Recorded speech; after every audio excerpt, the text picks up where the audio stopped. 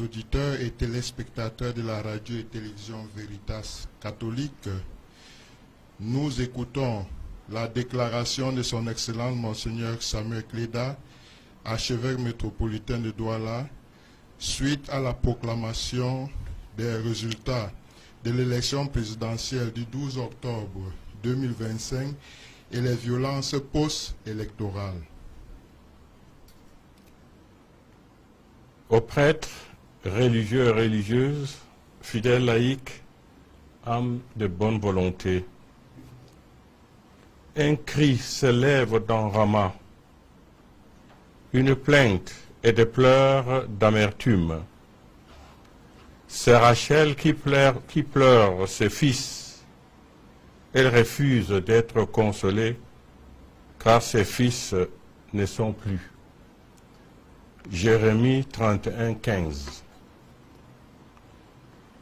L'élection présidentielle du 12 octobre 2025 s'est présentée pour nous, Camerounaises et Camerounais, comme le kairos, c'est-à-dire le moment favorable pour écrire une nouvelle page de notre histoire, le changement.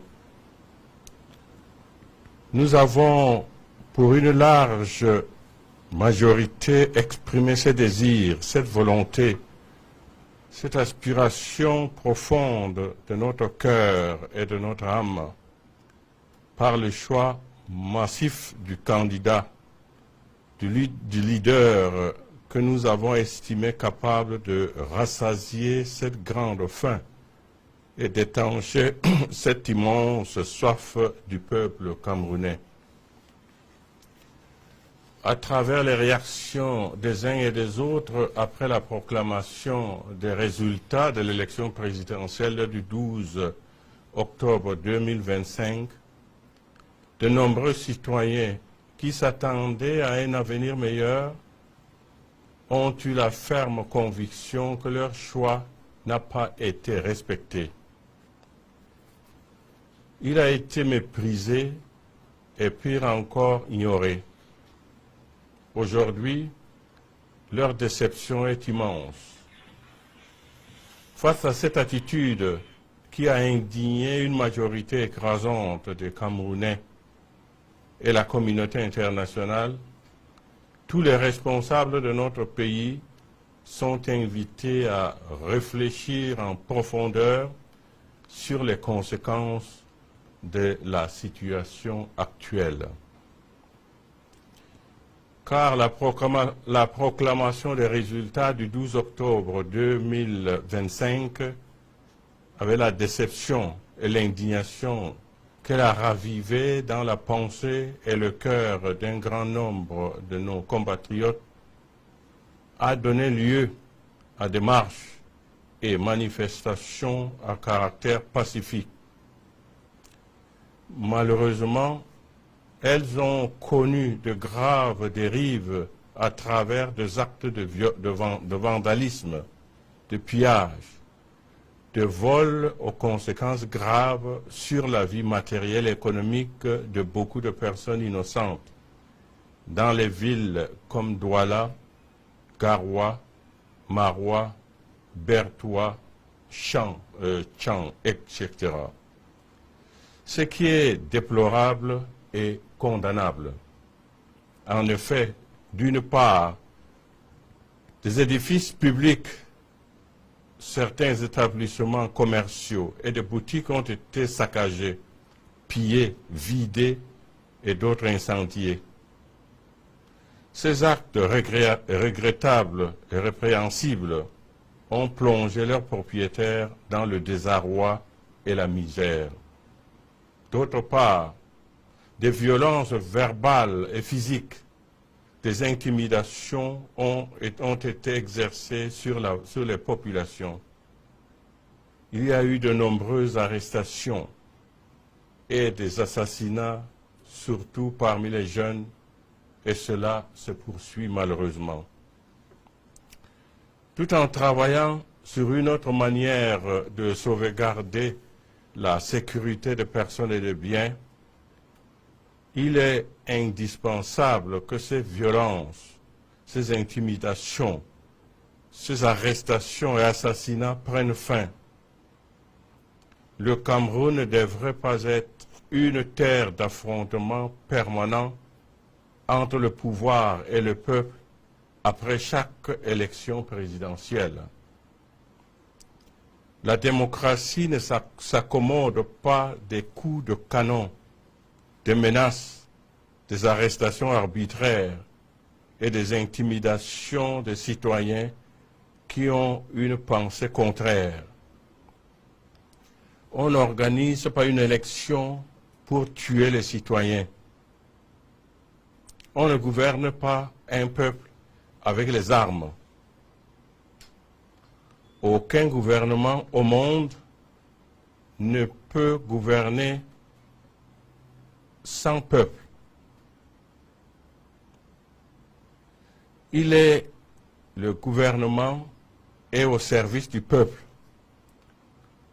Et il a pour devoir de l'aimer et de répondre à ses aspirations légitimes et profondes, comme le recommande l'apôtre Pierre. Soyez les pasteurs du troupeau de Dieu qui se trouve chez vous. Veillez sur lui, non par contrainte, mais de plein gré selon Dieu, non par cupidité, mais par dévouement, non pas en commandant en maître à ceux qui vous sont confiés, mais en devenant les modèles du troupeau. Cet appel s'adresse à tout dirigeant. Il est temps que nous nous penchions sérieusement sur les origines profondes de ce malaise, de cette colère, de ce ras-le-bol qui pousse les Camerounais à avoir de tels agissements et de trouver des solutions appropriées. Nos compatriotes demandent à être écoutés, que leurs besoins et aspirations profondes soient pris en compte et considérés. Le Cameroun profond crie sa souffrance, sa misère. Les populations ont faim parce qu'elles n'ont pas de travail. Le taux de chômage général actuel est estimé à 74% et celui de pauvreté au Cameroun en 2024 est à environ 37,7%. 10,1 millions de Camerounais vivent avec moins de 1000 francs CFA par jour.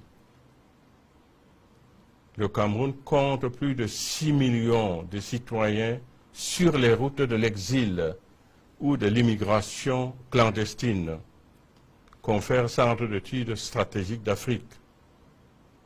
Notre pays est dépourvu d'un système économique fiable pourvoyeur d'emplois.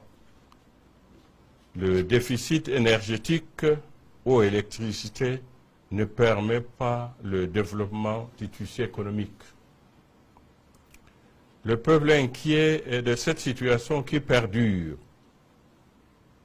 Sans aucun signe d'espoir à l'horizon, des citoyens ou de familles préfèrent s'en aller à l'étranger.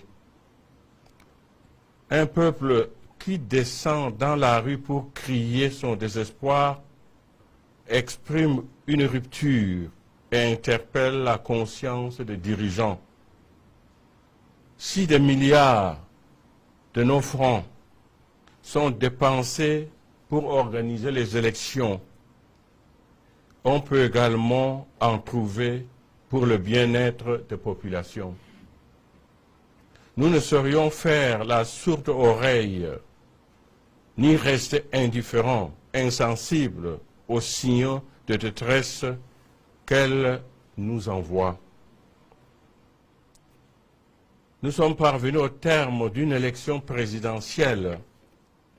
Pouvons-nous oser espérer une amélioration réelle, significative, et effective des conditions de vie des Camerounais par rapport à la situation actuelle.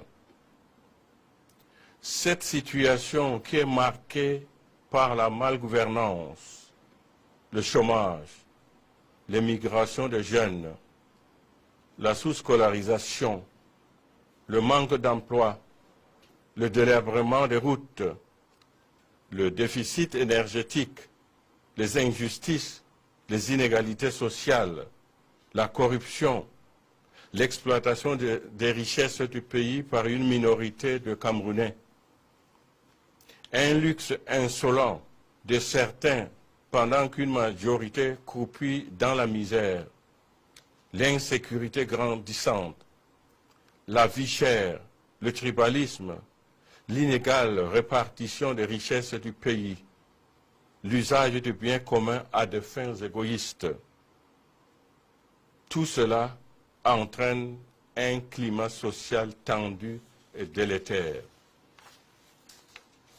L'apaisement et la préservation de la paix et de la stabilité dans notre pays aujourd'hui passent par une prise de conscience collective de ces différentes crises qui minent notre pays et engendrent la souffrance et la misère des Camerounais et la ferme volonté d'y apporter des solutions appropriées.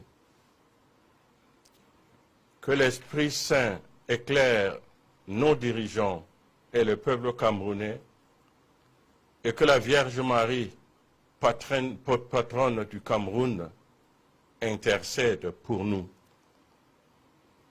Donné le 1er novembre 2025 en la solennité de la Toussaint. Je vous salue Marie, de grâce, le Seigneur est avec vous. Vous êtes bénie entre toutes les femmes, et Jésus, le fruit de vos entrailles, est béni. Sainte Marie, Mère de Dieu, priez pour nous pauvres pécheurs, maintenant et à l'heure de notre mort. Amen. Au nom du Père, et du Fils, et du Saint-Esprit. Amen.